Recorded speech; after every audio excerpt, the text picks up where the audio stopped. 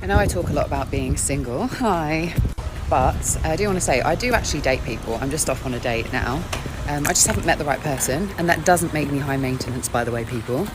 It does make me selective, and it doesn't mean that I know what I want, and it doesn't mean that I don't want to settle.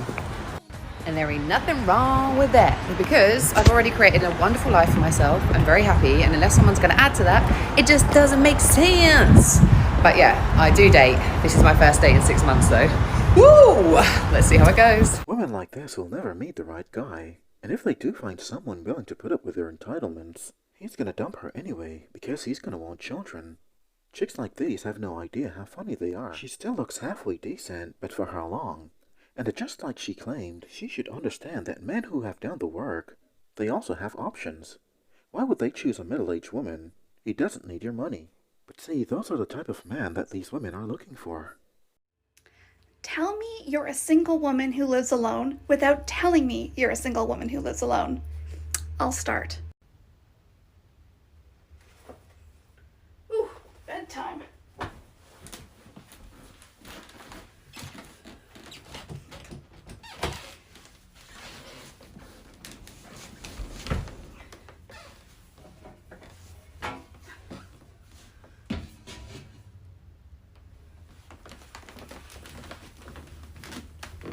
Well, if you're a single woman, of course you'd be living alone.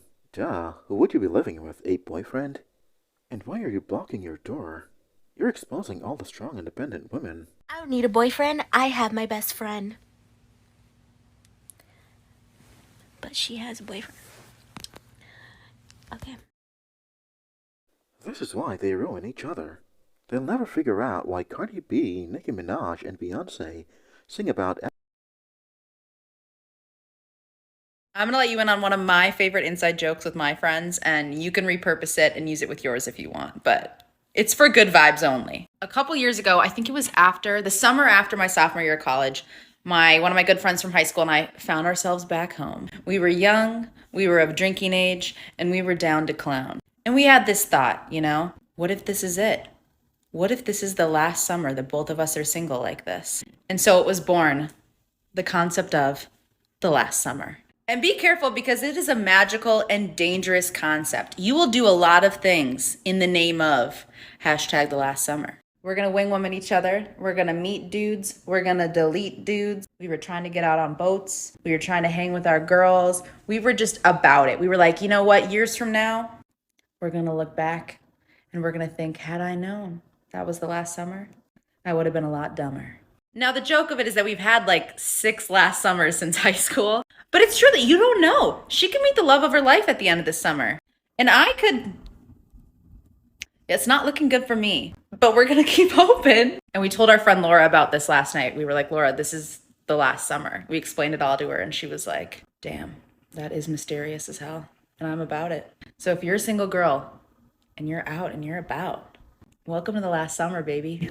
Live it the fuck up. This is 100% on the money. Girls do the wildest things on the last days of high school and college. Those are also the days in which a lot of them get pregnant and contract you-know-what. This behavior also follows to the night prior to the wedding day. Get it all out, girl. This is what they tell the bride. It's 2022, like, come on. A lot of people come on all of my social media pages and say, well, I know you don't have no husband. That's why you're single. Blah, blah, blah. You're not happily married. But what a lot of these happily married women won't tell you is that their husband stopped trying as soon as they sign that paperwork. What a lot of these happily married women won't tell you is that they're now a fixture of the house instead of an actual person. How about telling them what happens to emotionally lazy women? Those who have all the time in the world for their careers and their bosses, but none for their husbands. Those who have admitted to not having children because their corporate status is more important. Aren't they the ones trying to ruin the dating pool for younger women? Because they want them to be just as miserable? What a lot of these happily married women won't tell you is that their husband wouldn't bring them a bottle of water if they were on fire. What a lot of these very happily married women won't tell you is that their husbands spend little to no time with their children. What a lot of these happily married women won't tell you is that they regret their decision to get married and that they cry themselves to sleep every night. What a lot of these happily married women won't tell you is that they have to beg, literally beg and plead for affection and attention. What a lot of these very happily married women won't tell you is that they're secretly miserable and they're the unhappiest they've ever been in their whole lives. So when people come to your page, like I've said before, oh, you're single, that's why you don't have a man, that's why you're not married, that's why you don't have a husband. Who cares? Brush that right off, because what a lot of these very happily married women won't tell you is how they're actually very unhappy and now they're trapped in a situation with a man who does not like, love, respect, or appreciate them. Okay, so what's your plan to get through life? Because I know what you will be doing in your late 40s, and we are training young men on how not to waste their time. Unbearable and hyper-masculine women want decent women to buy the BS they did. He's only gonna use and abuse you, girl. Stay single. What these women won't admit to is that they are the ones who have wronged men. Then it comes back to them. The lying, the cheating, the selfishness, and the lack of appreciation, and they can't stand it. I mean, look at her. Tattoos, which is red flag number one. Fake lashes and hair. Ain't no one committing to her. What does she know about marriage?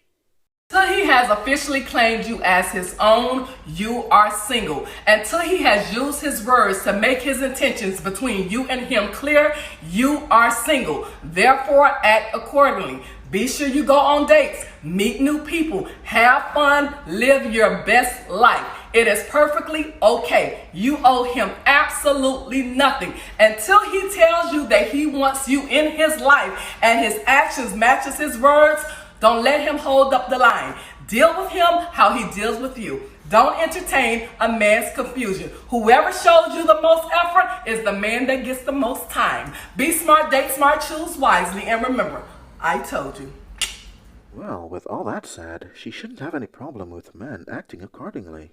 Never settle for a woman who cannot prove that she doesn't have a line waiting, doesn't know how to carry herself around other men, and can't wait to tell the world about the problems you and her are having, which often includes her exes. Stay single. The texting her ex part, I have proven for myself. Have some freaking standards, guys. If you were able to be 20 again, do you have any do-overs? Yes. I would go to bed with less men and be more selective. It doesn't have to be the best, but at least guys you like. Is that not what you did? Oh, I think I was getting even from my Catholic school background, and when I got even, I the universe. But it's kind of like yes. I could have been a little more selective. Amazing that I'm still here. Believe it when they tell you guys, because most won't. You'll have a heart attack if your girlfriend should tell you what she did before you.